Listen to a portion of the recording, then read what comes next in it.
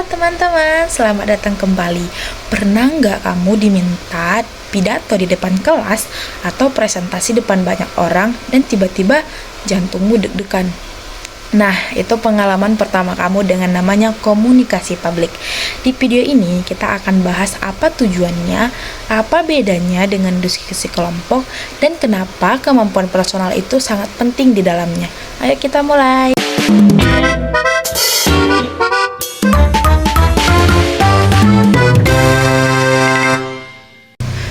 Pertama, kita akan bahas dulu apa tujuan dari komunikasi publik. Komunikasi publik adalah komunikasi yang disampaikan oleh satu orang kepada banyak orang sekaligus, dan tujuannya bukan cuma satu. Tujuan pertama yaitu untuk menginformasikan. Pembicara menyampaikan fakta atau pengetahuan kepada audiens. Contohnya, seorang dokter yang memberikan penyuluhan kesehatan kepada warga. Tujuannya agar masyarakat tahu dan paham, agar mereka juga dapat menjaga kesehatan mereka. Tujuan kedua yaitu untuk mempengaruhi atau membujuk. Di sini pembicara ingin mengubah pikiran atau mendorong tindakan audiens. Contohnya yaitu seorang calon ketua BEM yang kampanye di depan mahasiswa. Dia ingin mahasiswa atau audiens memilihnya. Tujuan yang ketiga yaitu untuk menghibur. Tidak semua komunikasi publik serius, ada juga bertujuan membuat audiens senang dan menikmati momen. Contohnya MC di sebuah acara atau stand up, komedian yang tampil di panggung atau di layar-layar lebar. Jadi komunikasi publik itu fleksibel, bisa untuk edukasi, persuasi, maupun hiburan, tergantung konteks yang dibutuhkan. Oke, sekarang pertanyaan yang sering bikin kita bingung nih. Apa bedanya komunikasi publik dan komunikasi kelompok kecil?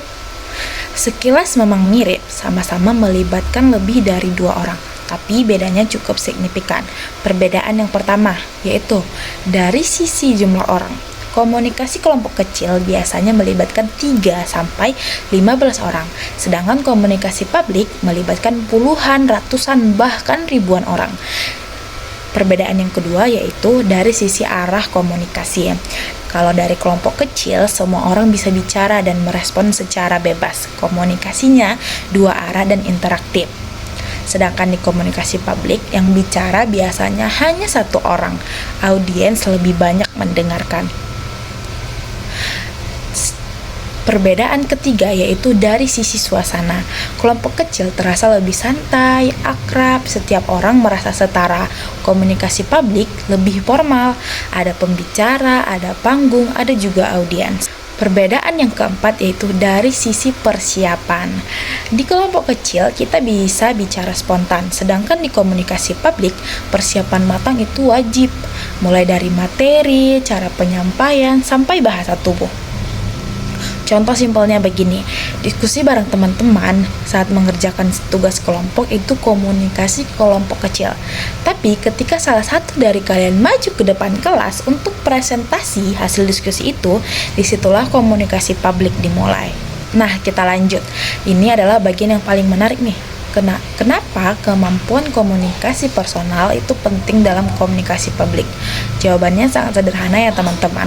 Komunikasi publik yang baik sebenarnya dimulai dari kemampuan personal yang kuat. Yang pertama yaitu kepercayaan diri. Ini sangat menjadi pondasi utama. Jika kita tidak percaya diri, pesan yang kamu sampaikan tidak akan terasa meyakinkan meskipun materinya bagus. Kepercayaan diri ini dibangun dari latihan, semakin sering berbicara depan orang, semakin nyaman rasanya. Kedua yaitu kemampuan mendengarkan. Mungkin terdengar aneh ya, kenapa pembicara selalu perlu mendengarkan, tapi ini sangat penting. Pembicara yang baik peka terhadap reaksi audiens. Kalau audiens mulai bosan, dia tahu cara mengubah cara penyampaiannya. Ketiga yaitu empati. Pembicara yang baik bisa menempatkan diri di posisi audiens. Dia tahu apa yang audiens butuhkan, apa yang mereka ingin dengarkan, atau bagaimana cara menjelaskan yang paling mudah dipahami oleh audiens. Keempat yaitu kontrol emosi.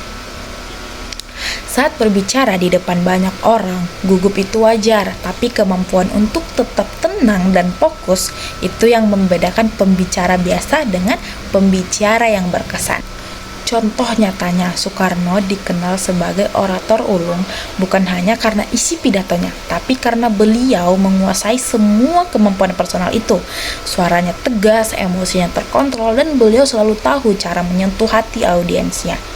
Jadi kesimpulannya, komunikasi publik punya tujuan yang beragam, berbeda dengan komunikasi berkelompok kecil dalam hal skala, arah, dan tingkat formalitasnya. Dan yang paling penting, kemampuan personal adalah pondasi dari komunikasi publik yang efektif.